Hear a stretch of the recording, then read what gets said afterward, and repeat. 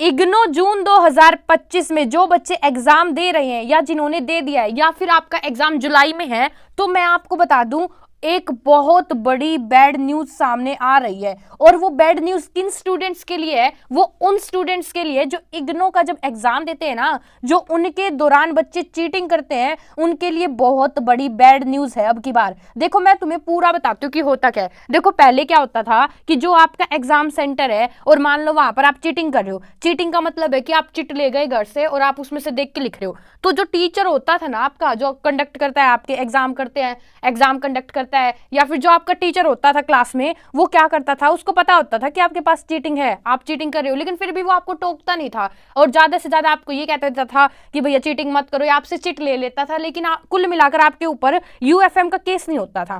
ठीक है, लेकिन अब की बार क्या हुआ है, इग्नो ने है ना थोड़ी स्ट्रिक्टनेस करती है। अब की बार जो भी बच्चा चिट लेता हुआ मिल गया किसी भी टीचर को, जो भी आपका अटेंडेंट है जो उस क्लास के दौरान, अगर उसको चिट लेता हुआ कोई भी बच्चा मिल गया चिट देखता हुआ, तो उस बच्चे के ऊपर यूएफएम केस हो रहा है।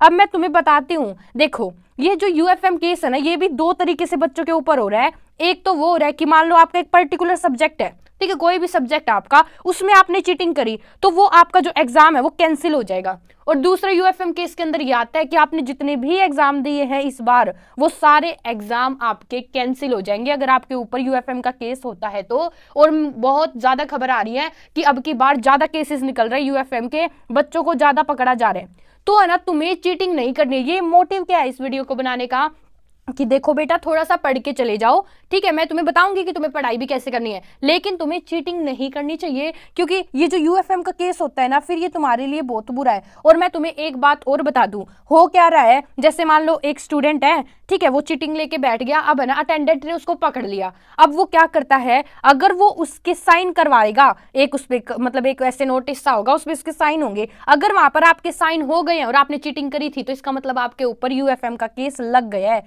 और फिर क्या होता है कि कई स्टूडेंट्स ऐसे करने लग जाते हैं, सॉरी सर, सॉरी मैम, अगली बार से नहीं करूंगा, प्लीज इस बार छोड़ दो। और अगर ऐसा करते हैं तो अब इन्होंने क्या नया तरीका ढूंढा है, ये आपको एक और शीट दे देंगे और ये आपको कहेंगे इसमें आंसर लिख लो। लेकिन मैं आपको बता दूं, एक बार अगर आपके साइन हो गए हैं, चीटिंग पकड़ने के बाद आपकी चीटिंग पकड़ ली, उसके बाद अगर एक बार आपके साइन हो गए हैं, तो फिर वो जो आपको सप्लीमेंट्री शीट भी दे रहे हैं ना, उसके नंबर जुड़ेंगे नहीं, मतलब वो जो आपकी सप्लीमेंट्री शीट है वो चेक ही नहीं होगी। तो फिर आपको एग्जाम सेंटर वाले सप्लीमेंट्री शीट क्यों दे रहे हैं? ताकि आप चुप हो जाओ, क्योंकि काफी ज्यादा बच्चे होते हैं जो भैया मतलब थोड़ी सी धमकी देने लग जाते हैं, या फिर बहुत ही ज्यादा रिक्वेस्ट करते हैं, सर इस बार छोड़ दो, इस बार छोड़ दो, हम पक्की अगली बार से पढ़ के आएंगे, अगली बार नई चीटिंग लेके आएंगे। तो फिर वो एग्जाम सेंटर वाले क्या सोचते हैं कि ये ऐसे तो विद्रोह करता रहेगा यहाँ पर, ठीक है, चुपचाप बैठेगा नहीं, तो वो क्या करता है, वो तुम्हें एक और शीट दे देगा, सप्लीमेंट्री शीट, और वो कहेगा कि इसमें लिख लो। और अगर आप वो सप्लीमेंट्री शीट में लिखते हैं तो उसमें लिखने का कोई फायदा नहीं है, क्योंकि वो चेक ही नहीं होती है, वो तो बस आपको एग्जाम सेंटर वाले ऐसे ही दे देते हैं ताकि ये चुप रहे। इसलिए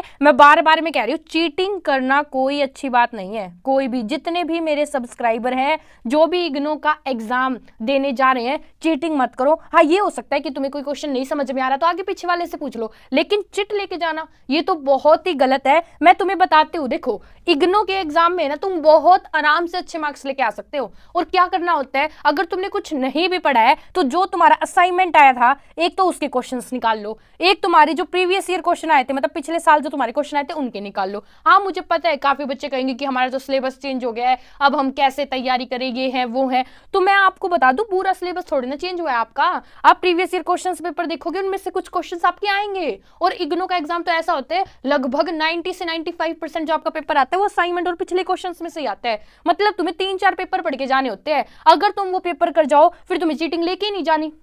तो मेरे को पहले तो ये बताओ कमेंट में कि कितने बच्चे चीटिंग लेके जाते हैं इग्नो के एग्जाम के दौरान और कौन नहीं लेके जाता, ठीक है। अगर आप नहीं लेके जाते तो ये लिखो कि नहीं, मैं तो नहीं लिख के जाता, अपनी जो भी अपने पढ़ा है थोड़ा मोड़ा या फिर ज्यादा पढ़ा है उसके हिसाब से एग्जाम करके आता हूँ या करके आती हूँ। और जो बच्चे चीटिंग करते हैं वो भी लिखो, ठीक है। लेकिन मैं क्या कहना चाहूंगी, मैं तुम्हें कहना चाहूंगी, चीटिंग मत करो, ठीक है, चीटिंग की जगह पे थोड़ा बहुत पढ़ लो, और ज्यादा ही तुम्हें लगे कि भैया पेपर मुश्किल है, नहीं समझ में आ रहा, तो आगे पीछे वाले से पूछ लो। और हमने तो तुम्हारे लिए ऐसे भी वीडियोस बना रखी ना स्ट्रेटेजी की कि तुम्हें पेपर करके कैसे आना है। अगर तुम्हें कुछ भी नहीं आता तो पेपर की प्रेजेंटेशन कैसी होनी चाहिए ताकि तुम्हें इग्नू वाले सिर्फ और सिर्फ पास कर दे, तो तुम्हें वो चीजें देखनी चाहिए। तुम क्या करो, इस चैनल को सब्सक्राइब कर लो। इस चैनल पर हम तुम्हें इग्नू से रिलेटेड सारी अपडेट्स देते रहते हैं ताकि तुम्हारे अच्छे मार्क्स स्कोर हो सके, ताकि तुम्हें कोई प्रॉब्लम फेस ना हो। और ये वीडियो बनाने का यही मोटिव है क्योंकि मैंने काफी ज्यादा देखा कि अब की बार बहुत ज्यादा बच्चे चीटिंग कर रहे हैं। चीटिंग तो चलो पहले भी करते थे, लेकिन अब की बार बहुत सारे बच्चों को पकड़ा जा रहा है जिसकी वजह से उनके ऊपर यूएफएम केस हो रहा है, तो उनसे जिंदगी तो खराब बच्चों की हो रही है ना। और मैं नहीं चाहती कि जो मेरे व्यूअर्स है, जो मेरे सब्सक्राइबर है, जो भी मुझे देख रहा है,